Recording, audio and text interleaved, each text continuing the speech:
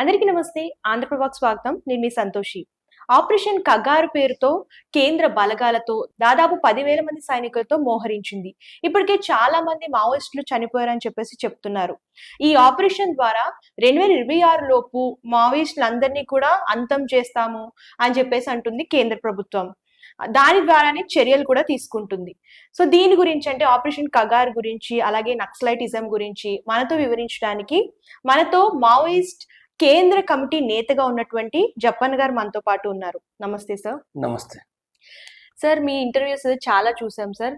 చాలా మంది మీ life story గురించి కూడా ఇంటర్వ్యూ చేశారు. సో దాని గురించి కూడా కొంచెం మాకు ఇన్ఫర్మేషన్ ఇవ్వండి. మీ బాల్యం ఎలా గడిచింది? సో అప్పుడు అంటే మీ కుటుంబ పరిస్థితులు ఎలా ఉన్నాయి? మా కుటుంబం అంటే శూద్ర కులంలోని అగ్రకులంగా అంటే రెడ్డి, ఒకనాటి శూద్ర కులము వర్ణ వ్యవస్థలో కులాలకు సంబంధించి వచ్చినప్పుడు అగ్రకులం రెడ్డి అయినప్పటికీ మా కుటుంబము పేద కుటుంబం. మాకున్న భూమి తక్కువ. ఆ భూమి లోపల పంట ద్వారా మేము బతకలేని పరిస్థితి. అప్పులతోటి కరువు లోపల కూడా తిండికి 2 పూటలు మా కుటుంబంలో నేను చిన్న మా కుటుంబంలో చిన్న వయసు ఉన్న కాబట్టి నాకు పెట్టి 2 పూటలు 3 పూటలు పెట్టాను, కానీ మా ఇంట్లో 3 పూటలు తినలేదు. చాలా ఏ పండుగకు కూడా అంటే సాధారణంగా భారతదేశంలో లేదా తెలంగాణలో కూడా ఒక నాన్ వెజ్ తినడం అనేది సాధారణమైన అలవాటు, కానీ మా కుటుంబంలో నాన్ వెజ్ లేదు. ఆనాటి కాలంలో కూడా తెలంగాణ జిల్లాలో కూడా కొంత రెడ్డి లేదా బీసీ కులాల్లో కూడా ఛాయ్ చేసుకుని తాగే అలవాటు కూడా ఉన్నది, కానీ మా ఇంట్లో ఛాయ్ కూడా లేదు. అంటే దీన్ని బట్టి అర్థం చేసుకోవచ్చు మా పరిస్థితి ఏంటనేది. అంటే ఒక పేదరికంలో ఉన్న పరిస్థితి లోపల నేను చదువుకునేటప్పుడు, ముఖ్యంగా 8th 9th నేను చదువుకునేటప్పుడు కూడా నేను అంటే డైలీ పేపరు చూసేవాడిని. ఆనాటి కాలం లోపల అంటే కాంగ్రెస్ ఇందిరా ప్రభుత్వం ఎమర్జెన్సీ విధించడం, ఆ ఎమర్జెన్సీకి వ్యతిరేకంగా ఆనాడు ఈనాడు పేపర్ వచ్చేది మా ఊరికి. చాలా ఈనాడు పేపర్ లోపల కంటిన్యూగా దాంట్లో రాసే విషయాలు అంటే ప్రజాస్వామ్యం అనేది అది కూని చేసింది కాంగ్రెస్ ప్రభుత్వం అంటూ. తర్వాత దానికి వ్యతిరేకంగా ఆనాడు జయప్రకాష్ నారాయణ నాయకత్వంలో ఒక జనతా పార్టీ అనేది ఏర్పడి దేశవ్యాప్తంగా కూడా అనేక కార్యక్రమాలు నిర్వర్తించడం. నేను అంటే అప్పటి నుంచి కూడా నేను చదివేది వాస్తవంగా జయప్రకాష్ అనేది గొప్ప ఒక విప్లవకారుడుగా. అంటే విప్లవం అంటే ఏమిటో నాకు తెలియదు. మొత్తాన్ని మాత్రం ఒక రకంగా దేశాన్ని బాగు చేయడానికి జయప్రకాష్ నారాయణ కదిలిండు, జనతా పార్టీ కదిలింది అనేది అవుతుందో ఆనాడు నేను అంటే 75 నుంచి కూడా నేను చదవడము అవి కాదు. తర్వాత నేను పుస్తకాలు చాలా సాహిత్యం, ఏ పుస్తకం నవలలు కావచ్చు, అనేక సాహిత్యం చదువుతూ ఆ సాహిత్యం లోపల రకరకాల నవలలు, సామాజిక అంటే రంగనాయకం కావచ్చు, చాలా మంది మహిళలకు సంబంధించిన ఆ నవలలు చదివేవాడిని. తర్వాత తిరిగి భగవద్గీత కూడా మా ఫాదర్ కూడా ఒకప్పుడు తెలంగాణ సాయుధ పోరాటంలో పాల్గొన్నాడు రజాకర్లకు వ్యతిరేకంగా. అయితే మా ఫాదరు అంటే గీత ఈ పుస్తకాన్ని కూడా తీసుకొచ్చుకొని చదివేది.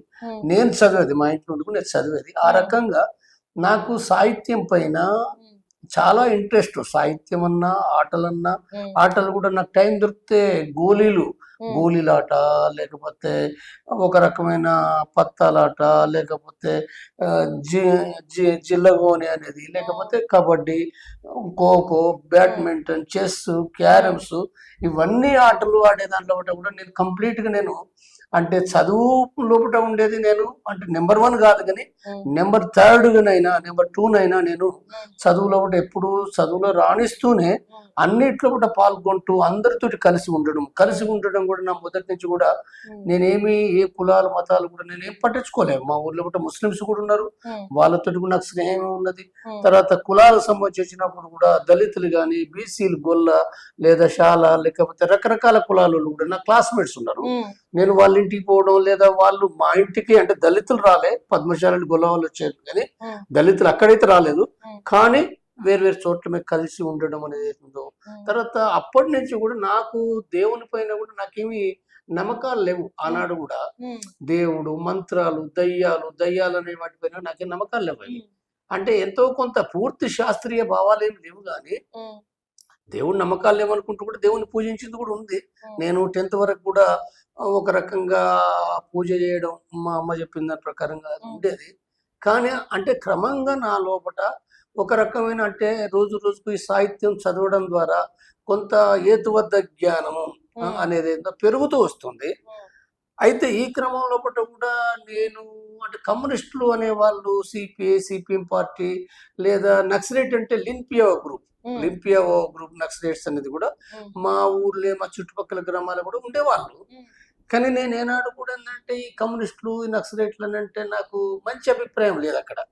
మంచి అభిప్రాయం ఏంటంటే కొంతమంది కమ్యూనిస్ట్ నాయకులు కొద్దిగా వాళ్ళ వ్యవహారం ఆర్థికంగా కొద్ది డబ్బు సంపాదించుకోవడం లేదా కొంతమంది పెత్తందారులతో కూడా వాళ్ళు కలిసి ఉండడం, ఈ లింపియా గ్రూప్ వాళ్ళు కూడా కొంత అరాచకంగా ఉండేది.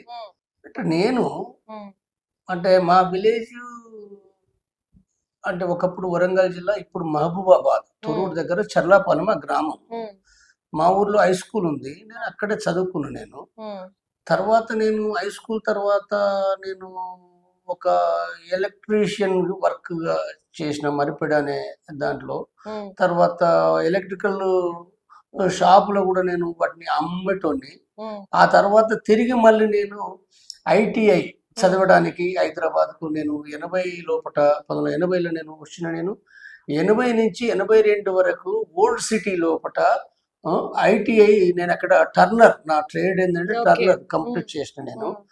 తర్వాత 82 తర్వాత నేను తిరిగి అంటే వేరు ఫ్యాక్టరీలో పనిచేసిన. వేరు ఫ్యాక్టరీలు పనిచేస్తూ అప్రెంటిషిప్ కూడా ప్రాగా టూల్స్ అనేది కేంద్ర అంటే బ్రిటిష్ కాలం లోపల ఏర్పాటు చేసిన ఒక ప్రాగా టూల్స్ అంటే మిషన్లను సపోజ్ ఉదాహరణకు లేత్ మిషన్లు తయారు చేసే మళ్ళీ మిషనరీ అనేది ఉంటుంది అక్కడ ఉదాహరణకు. కాబట్టి ఆ రకమైన ఆ కంపెనీ లోపల నేను అప్రెంటిషిప్ కంప్లీట్ చేసిన. నేను చేస్తూ తర్వాత నేను అనేక కంపెనీలో కూడా నేను బిస్కెట్ ఫ్యాక్టరీలు పనిచేసిన, సబ్బుల ఫ్యాక్టరీలు పనిచేసిన, తర్వాత లేత్ మిషన్స్ కాడ చేసిన, సనత్ నగరు, బాలానగరు, కుక్కట్పల్లి, జగద్గిరి గుట్ట లోపల అనేక చోట్ల కూడా నేను పనిచేసి నేను నాది అంటే నాకు అంటే ఒక గవర్నమెంట్ జాబ్ కూడా అంటే ప్రాగా టూల్స్ లోపల సెంట్రల్ గవర్నమెంట్ జాబ్ నాకు బహుశా 3 నెలలు లేదా 5-6 నెలలు వస్తుందని నాకు తెలుసు. అది వాస్తవంగానే పోయిన తర్వాత పార్టీకి వెళ్ళిపోయిన తర్వాత నాకు వచ్చింది. కానీ అయితే ఈ కాలం లోపలనే నాకు ఒక టర్నింగ్ పాయింట్గా అంటే అప్పటి వరకు నాకు హేతువాద దృక్పథం ఇవన్నీ ఉన్నప్పటికీ కానీ ఇక్కడ టర్నింగ్ పాయింట్ ఏంటంటే నేను తిరిగి మళ్ళీ అంటే ఇక్కడ మల్లెపల్లి ఐటీఐ హాస్టల్ లోపట అంటే నా ఐటీఐ లేదు, చదువేం లేదు, కానీ అక్కడ మా ఫ్రెండ్స్తో పాటుగా ఆ రూమ్లో ఉన్నప్పుడు ఆ సందర్భంగా నాకు ఒక టర్నింగ్ పాయింట్ ఏంటంటే రాడికల్ విద్యార్థి సంఘం. అంటే పీపుల్స్ వార్ సంబంధించిన ఒక విద్యార్థి సంఘం అది. కాబట్టి ఆ విద్యార్థి సంఘానికి సంబంధించింది ఏంటంటే నాకు అనుకోకుండా అంటే ఒక రాత్రి 8 గంటలకు నాకు అనుకోకుండా వాళ్ళు ఆ హాస్టల్ రూమ్ లోపట నాకు అక్కడ కలవడం అనేది ఒక సంఘటన అనేది ఆ సంఘటన నుంచి ఏంటంటే నేను మళ్ళీ టర్న్ తీసుకొని నేను పీపుల్స్ వార్లోకి పోవడానికి అది ప్రధానమైన కారణమైంది నాకు.